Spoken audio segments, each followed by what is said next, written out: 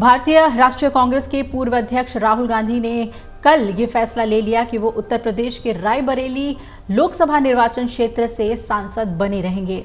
एक छोटे से प्रेस कॉन्फ्रेंस में पार्टी के राष्ट्रीय अध्यक्ष मल्लिकार्जुन खड़गे, महासचिव प्रियंका गांधी वाड्रा और सांसद राहुल गांधी की मौजूदगी में ये ऐलान किया गया। और इससे पहले कांग्रेस संसदीय दल अध्यक्ष सोनिया गांधी, मल्लिकार्जुन खड़गे, महासचिव केसी वेणुगोपाल, प्रियंका और राहुल ने एक बैठक भी की। इस बैठक के बाद ही ये ऐलान किया गया कि राहुल के वायनाड संसदीय क्षेत्र खाली करने पर उनकी बहन प्रियंका अब वहां से चुनाव लड़ेंगी। साल 2019 में आधिकारिक तौर पर राजनीति में पदार्पण करने के बाद ये प्रियंका का पहला चुनाव होगा। इन सब के बीच यहाँ ये जानना बहुत ही महत्वपूर्ण है कि साल 2019 के लोकसभा चुनाव में अमेठी हारने और वायनाड जीतने वाले राहुल गांधी ने इस बार दक्षिण न जाकर उत्तर प्रदेश का रास्ता क्यों चुना, उत्तर का रास्ता क्यों चुना। तो लोकसभा चुनाव 2024 में उत्तर प्रदेश में कांग्रेस को 6 सीटें मिली हैं, जिसमें अमेठी और रायबरेली भी शामिल है। और इसके अलावा कांग्रेस ने सहारनपुर, सीतापुर, इलाहाबाद और बाराबंकी लोकसभा निर्वाचन क्षेत्र पर जीत दर्ज की। इस चुनाव में कांग्रेस ने इंडिया अलायंस के झंडे तले समाजवादी पार्टी के साथ मिलकर चुनाव लड़ा और कांग्रेस की सहयोगी दल सपा को 37 सीटें मिली। साल 2027 में यूपी विधानसभा चुनाव को ध्यान में रखते हुए राहुल गांधी का ये फैसला काफी अहम माना जा रहा है। रायबरेली चुनने के बाद उन्होंने एक इंटरव्यू में ये भी कहा कि यूपी में मिली सफलता का जिक्र करते हुए कि उत्तर प्रदेश का जो नतीजा आया उससे देश की राजनीति बदली है। पहले जो नफरत की राजनीति हो रही थी उसका जवाब यूपी की जनता ने दे दिया है। बीजेपी का अयोध्या में हारना एक सीधा मैसेज है कि जो नफरत उन्होंने फैलाई उसका जवाब यूपी और देश की जनता ने दिया है। राहुल ने आगे कहा कि अब लड़ाई यूपी में होगी, चुनाव आ रहे हैं यूपी में, यानी कि 2027 की ओर उन्होंने इशारा किया। उन्होंने कहा कि हमारा गठबंधन बहुत मजबूत है, हमें लगता है कि यूपी में हमारा बहुत अच्छा प्रदर्शन होगा।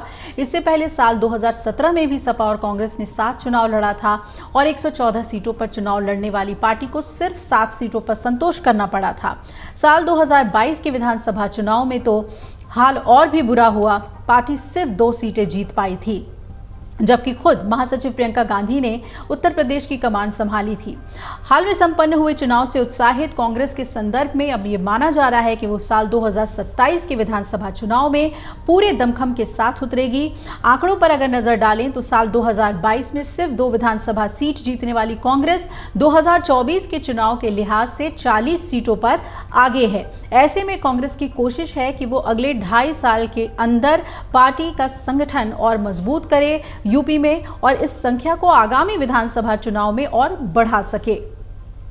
2019 के लोकसभा चुनाव के नजरिए से देखें तो कांग्रेस सिर्फ 9 विधानसभा सीटों पर आगे थी और यूपी में कांग्रेस की ओर से राहुल गांधी की मौजूदगी सपा के राष्ट्रीय अध्यक्ष अखिलेश यादव के साथ अलायंस को और मजबूती देगी। इसके अलावा कांग्रेस अपने सांगठनिक आधार पर ज्यादा सीटों की मांग भी कर सकती है। कांग्रेस की योजना होगी कि वो जनता के बीच ज्यादा से ज्यादा पहुंचकर उन वोटों में सेंधमारी करे जिनको लेकर भारतीय जनता पार्टी और बहुजन समाज पार्टी आश्वस्त हैं। कांग्रेस की ये भी कोशिश होगी कि वो बसपा और बीजेपी के वोट बैंक को अपने अलायंस की ओर ला सके ताकि वो सपा के साथ राज्य में सरकार बनाने का अपना 7 साल का पुराना सपना 2027 में साकार कर सके।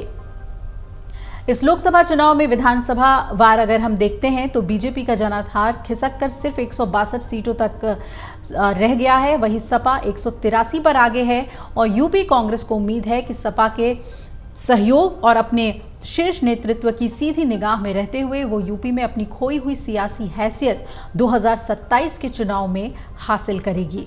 अगर आप ये वीडियो YouTube पर देख रहे हैं तो हमारे चैनल को सब्सक्राइब करें और बेल आइकन को दबाना ना भूलें। अगर आप Facebook पर ये वीडियो देख रहे हैं तो हमारे पेज को लाइक करें।